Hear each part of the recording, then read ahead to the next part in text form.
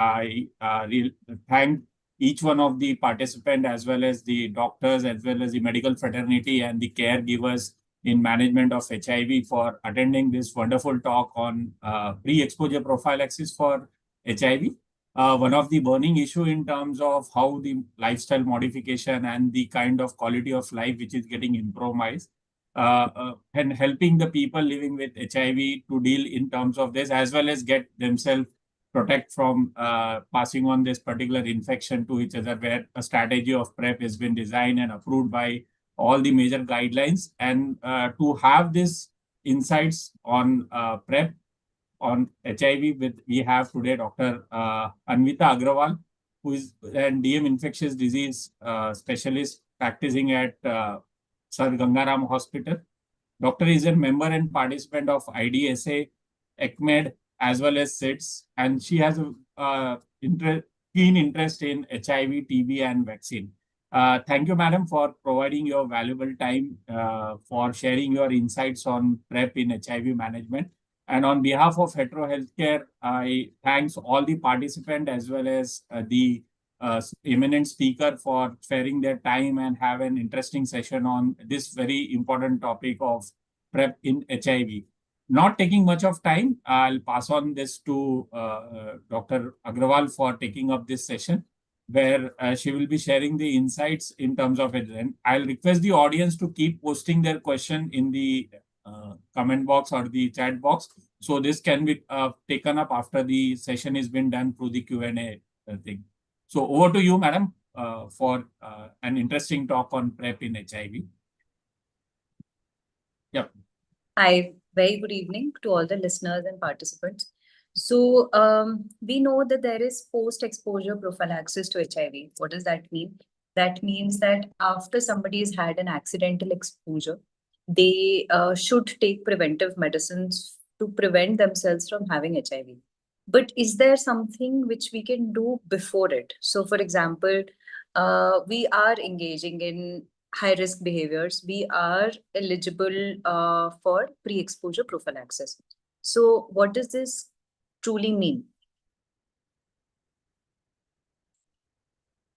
If you could please change the slide.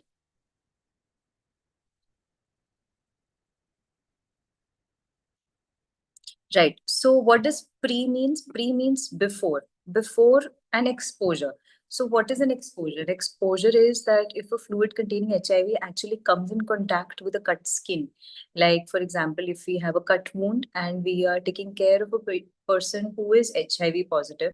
So if their blood touches our blood, then we are likely to have a high risk exposure to HIV.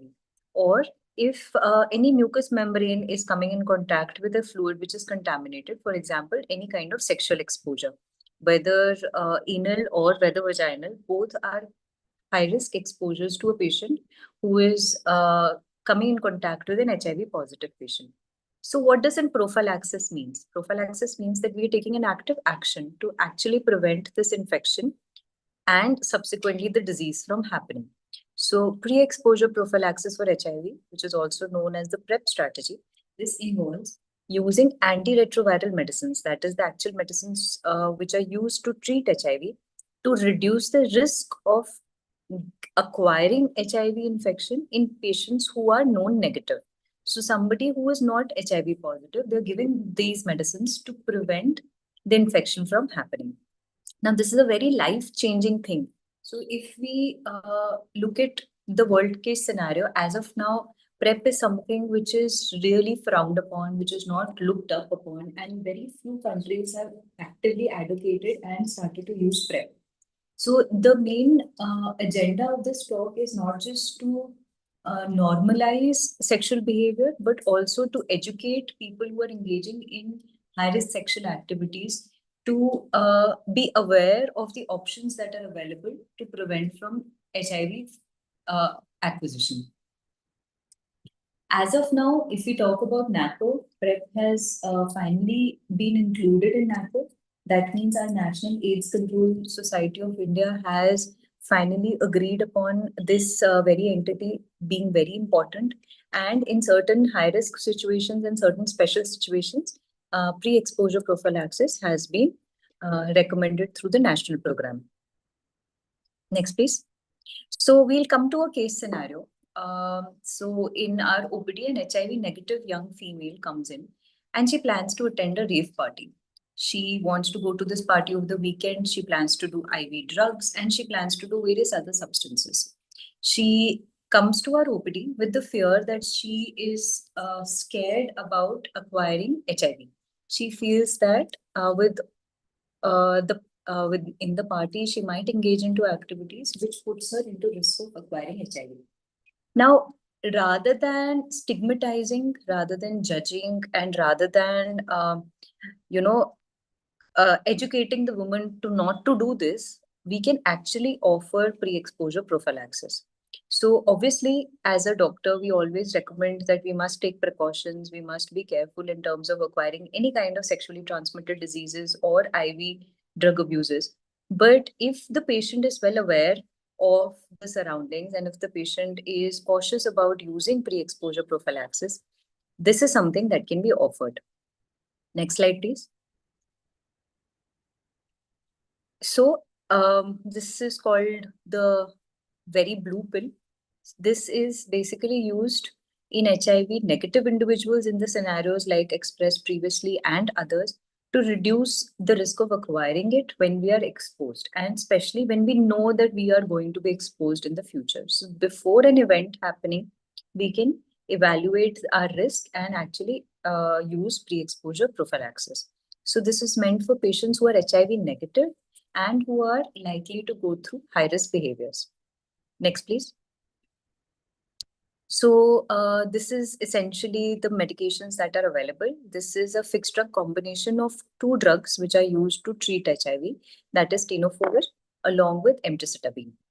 So any patient who is sexually active, for example, men who have sex with men or adult heterosexual men who are having sex with women at substantial risk, or patients who are using IV drugs at with sharing of needles are at substantial risk, and even HIV discordant couples. So many a times I get patients in our OPD when they are concerned that one partner is positive and one partner is negative, but they still want to plan kids, they still want to lead a happy, healthy sexual life. So pre-exposure prophylaxis is a wonder drug for them.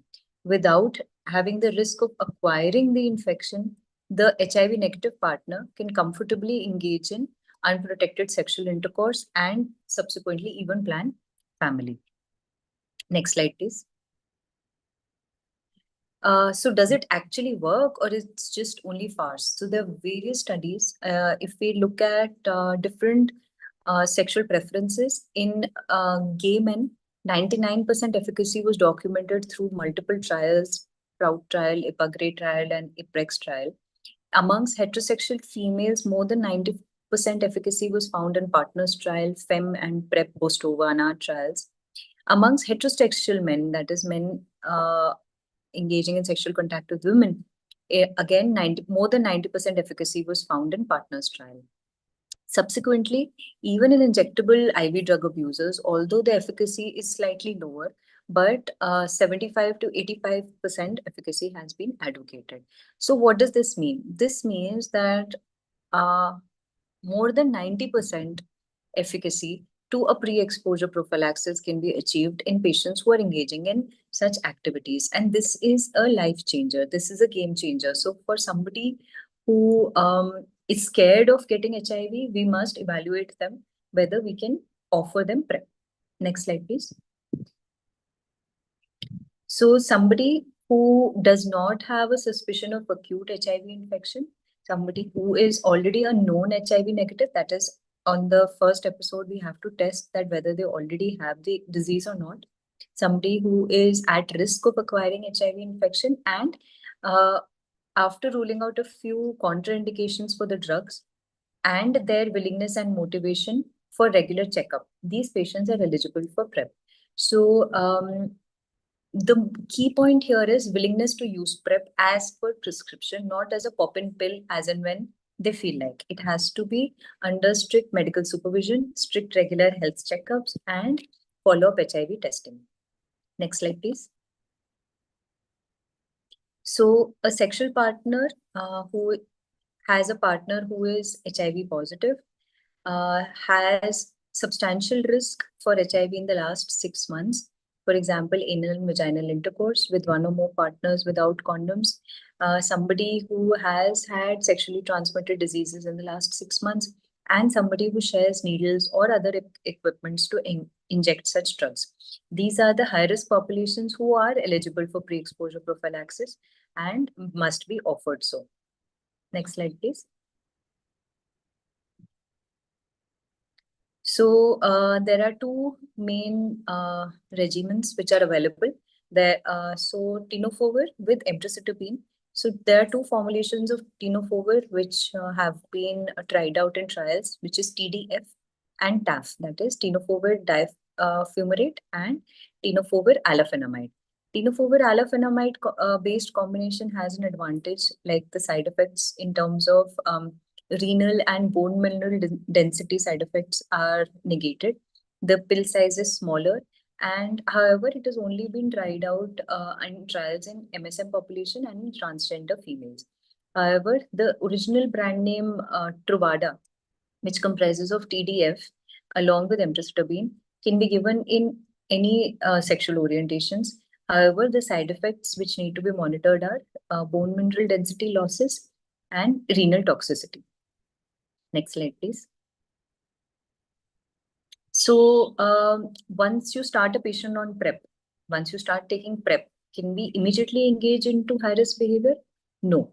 So we have to wait for the drug levels to be achieved in our fluids, which are actually harboring the infection or at the risk of acquiring this infection.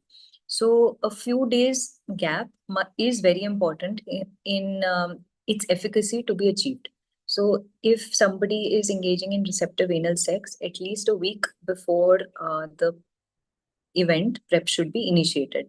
In vaginal sex, however, the duration is much longer as the drug takes time to reach the vaginal mucosa for approximately 3 weeks. Similarly, in IV drug abusers. However, there's very limited data when we talk about insertive vaginal or insertive anal sex.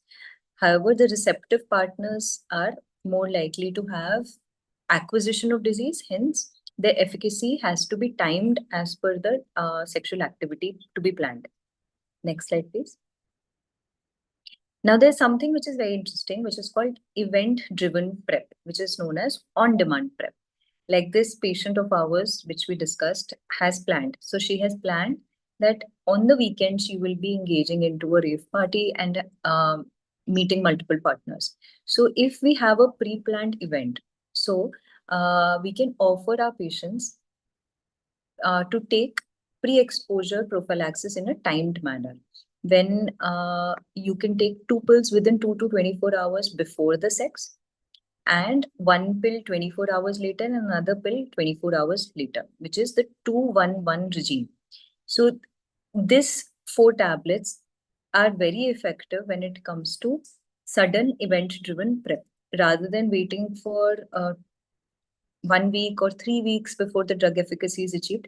On-demand PrEP or event-driven PrEP is something which we must be aware of, which we must demand if we are engaging in planned high-risk behavior activities. So as of now, what we discussed is daily oral PrEP. Daily oral PrEP we need to have a waiting period of 1 to 3 weeks before the drug efficacy is achieved. And till the time our HIV exposure high-risk events continue, we need to continue this medicine. We need to have regular follow-ups in terms of side effect monitoring and in terms of acquiring other sexually transmitted diseases. On-demand PrEP is 2-1-1, where tablets are given just 2 to 24 hours prior to the event and for 2 more days subsequently. What is coming new is the injectable treatment regime. Now, this is something very interesting. Injectable regimes are coming not just for treatment of HIV, but also for pre-exposure prophylaxis, where in a gap of 1 to 2 months, once this injection can be injected, and this takes care of our pre-exposure prophylaxis. So this is injectable cabotegravir. This is yet to be launched in India. And however, it's showing promising results for PrEP. So we know that in future we are looking at very good options which are much, much more feasible as compared to daily tablets.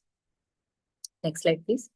So how do we follow up a patient who has taken PrEP? Every 3 monthly, we must look into any other signs and symptoms of any other disease.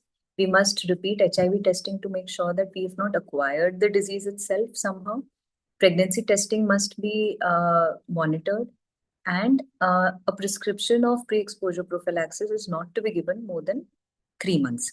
STD testing is something which is very, very important, because this can often give a false sense of well-being in terms of, as we're protected for HIV, other sexually transmitted diseases might have more high risk. Now, medicational side effects must be assessed at 3 months. Adherence is something which is very important, as all these trials make sure that the patient is taking the medicine once in a day. So in case we end up skipping the medicines, the efficacy is going to fall down and we're going to be putting ourselves in false sense of well-being. High-risk behaviors need to be assessed every 6 monthly. STI screening can be done every 6 monthly. And every year, we can reevaluate the need for continuing pre-exposure prophylaxis in such patients. Next slide. So that is all. That is a brief introduction from my end regarding pre-exposure prophylaxis. The aim of this today's conversation is that we make our friends and our close ones aware of such a thing existing, such a thing which is very wonderful for prevention of acquiring HIV diseases, and to destigmatize and untaboo high-risk sexual behaviors without protection. Thank you so much. I would love to hear your views, and I would love to take in any questions from the audience. Thank you, ma'am, for this interesting, short, and very precise talk on terms of do's and don'ts in terms of the PrEP as well as per the guidance. I'll just stop sharing this presentation and I will look into the question and answer part. I'll just float the thing. Just give me a minute, ma'am.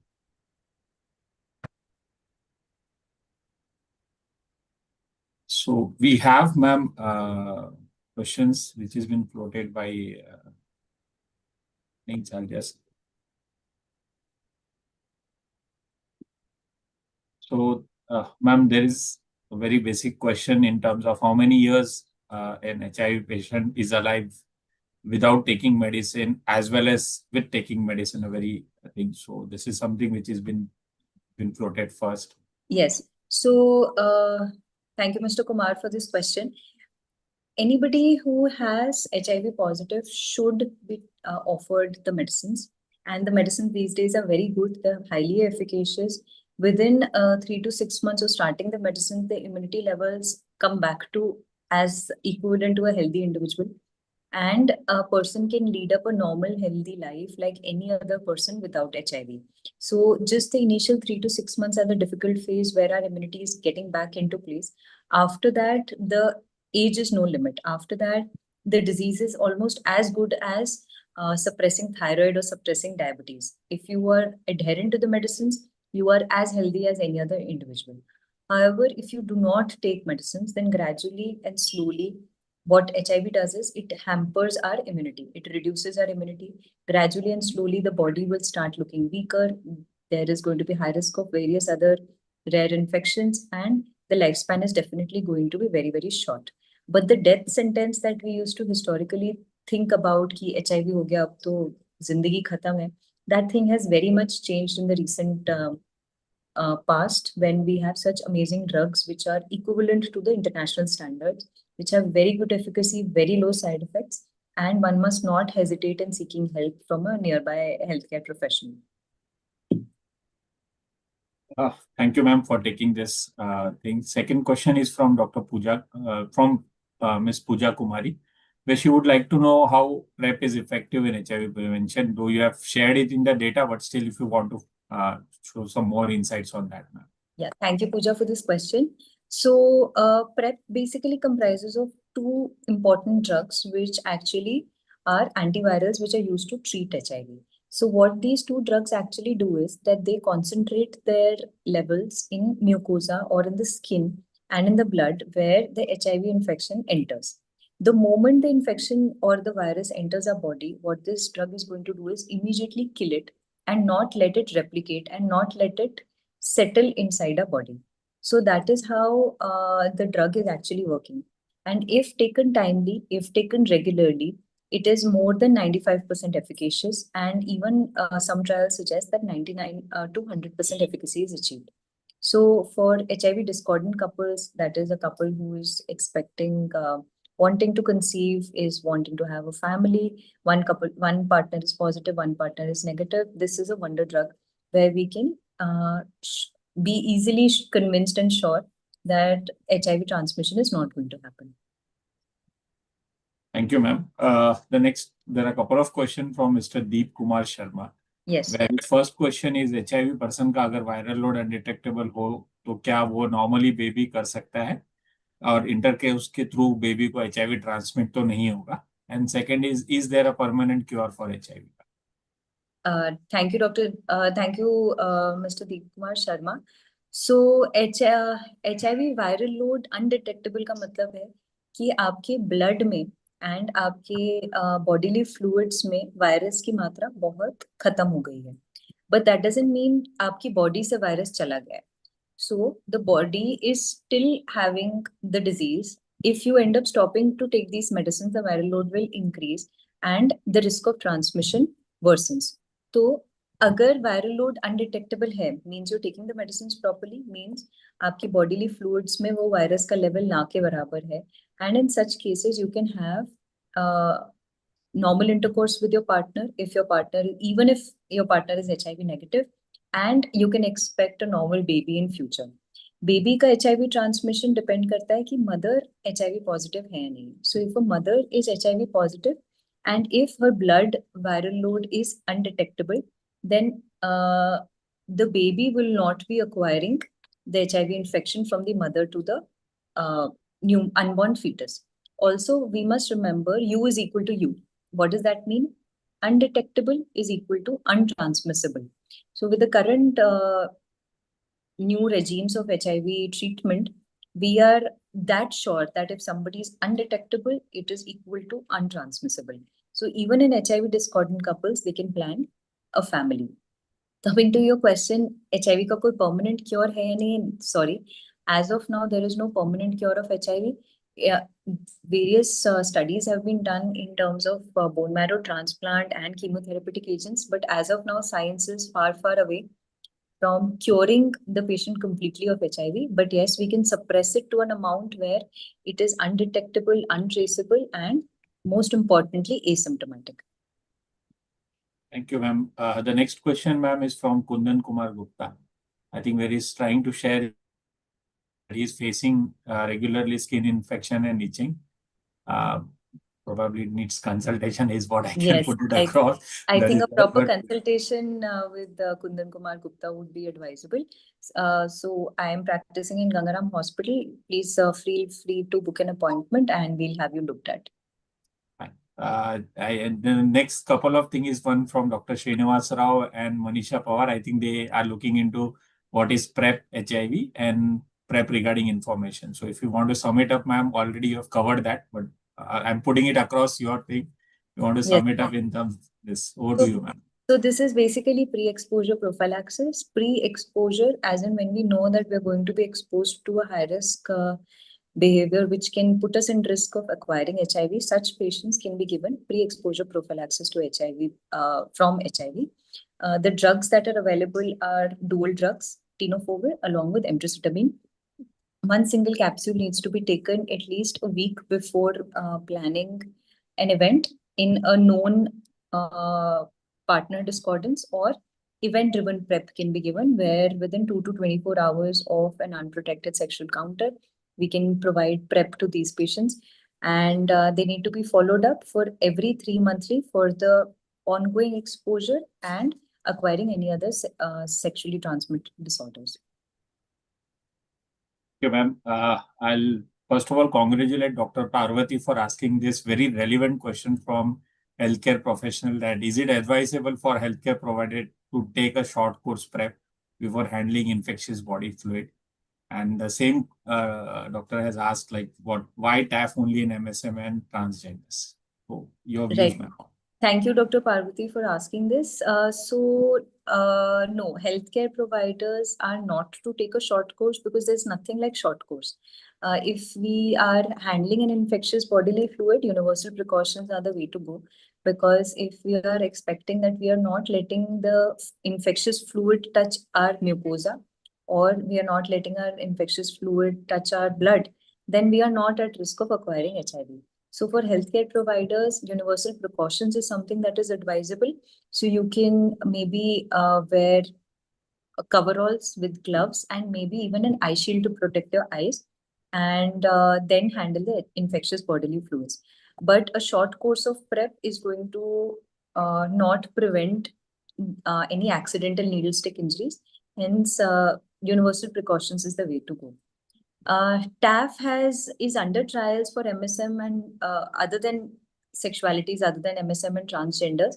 But because of sheer numbers and the recent introduction of easily available TAF, the trials are very less as of now. But if TDF is equivalently effective, TAF is also expected to be equally highly efficacious.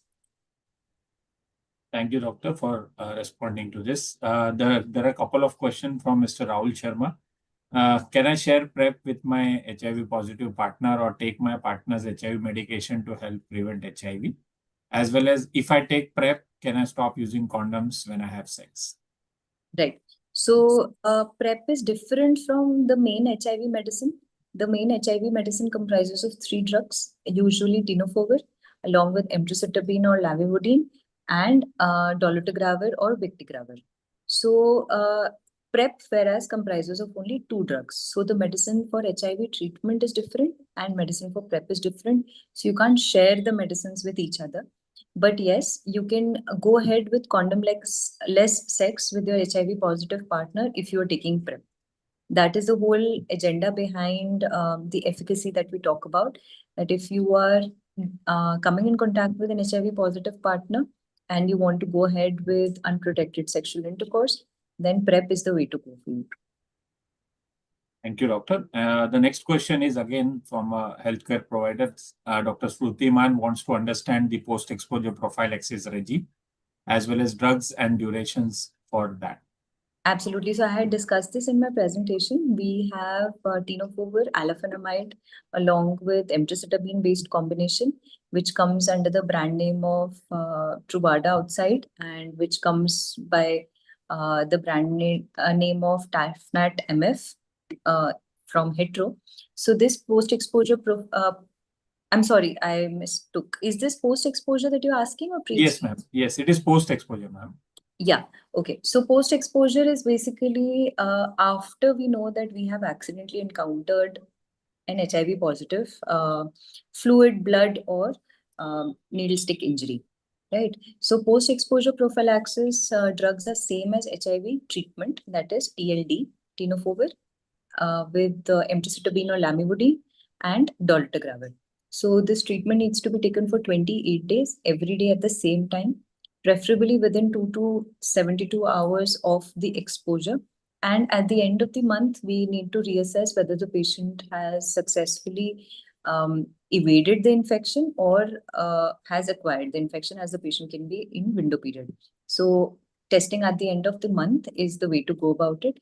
28 days is the regime for post-exposure prophylaxis. Next questions, couple of them from Mr. Goldie, where he would like to understand, is PrEP giving 100% protection from HIV and what is the cost of injectable drugs? Right. So it's not 100%, unfortunately, Mr. Goldie, nothing in science is 100%. But yes, it is very close to 100% is what the trials say. So it does provide more than 99% efficacy when it comes to protection against HIV. The injectable drugs as of now are not available in India. They are soon to come through. I am not aware of the cost at US, but it is soon going to be introduced in India, and then we can discuss the cost. Ma'am, just to give insight, like the cabotegravir injectables outside India is around 33 lakhs, ma'am, for an adult. Right. So that's a moving price, That which is that's why I did not talk about the cost of yeah, it, but I'm yeah. sure Indian pharmaceuticals are going to do a better job at the costing prices and make it affordable. Also, if it's available via NACO, then anybody can have access to it through for free. The next question is from Dr. Nageshwaramma. Is it necessary to prescribe PrEP to insertive partner when receptive partner was on ART regularly, especially in the vaginal intercourse? Yes, absolutely. So, the insertive partners are at a little lesser risk when we talk about the sexual behaviors as compared to the receptive partner, as the bodily fluids of the insertive partner goes into the receptive partner. However, what we are forgetting is micro cuts and other small ulcers that are there in our anal or vaginal mucosas, which can cause a slight amount of transmission of the disease. So yes, it is definitely advisable to use PrEP in vaginal intercourse for the insertive partner, as the positive partner who's taking ART is going to be releasing their bodily fluids, which can be highly contaminated. Thank you, ma'am. And I think we have the last of the questions, which is from Mr. R.K. Pandey, where if a sex worker using PrEP with TDF and emtricitabine, how long he or she can use PrEP on regular basis? Absolutely. So, this is a very valid question, and this is exactly where the role of PrEP comes into place, where a commercial sex worker who does not have the authority to guide whether a condom is used or not, and hence a high risk behavior cannot be regulated, what they can do best is they can take PrEP. So, the duration of PrEP is going to be until they are continuing to have a high risk exposure or high risk behavior. So till this time that this commercial sex worker is engaging in sexual activities, they can take TDF and emtricitabine. However, on 3 monthly basis, they need to get regular checkups from their physician. So 3 monthly checkups, and it can be continued for as long as the sexual behaviors are continued. Thank you, ma'am, for responding to each and every question which has been floated, and for the very precise presentation, covering the aspect of PrEP in HIV as well as the post-exposure prophylaxis from the healthcare perspective. On behalf of Hetero, I will thank you for giving your valuable time and sharing your experience as well as insights in managing the overall queries related to the overall exposure prophylaxis in HIV management. With this, ma'am, we come to the conclusion of question and answer for this particular thing. Any key messages which you'd like to pass it on to the audience, ma'am? Would request you to do so in that particular thing. Absolutely. So we are coming to an era where we are normalizing high risk sexual behaviors rather than judging those patients. And not just normalizing it, we are empowering the high risk sexual patients to continue to do it without the fear of acquiring HIV. So, this is showing not just globalization in terms of pharmaceuticals, but also it is welcoming in terms of our maturity and open mindedness when it comes to sexual behaviors. So I am very proud of India to actually incorporate pre-exposure prophylaxis. India, being an orthodox country, used to judge people who were engaging in sexual activities unprotectedly, and now they have opened their arms and literally welcoming these patients. So there should be no taboo attached. There should be no hesitancy. There should be no fear when it comes to going ahead with condomless sex.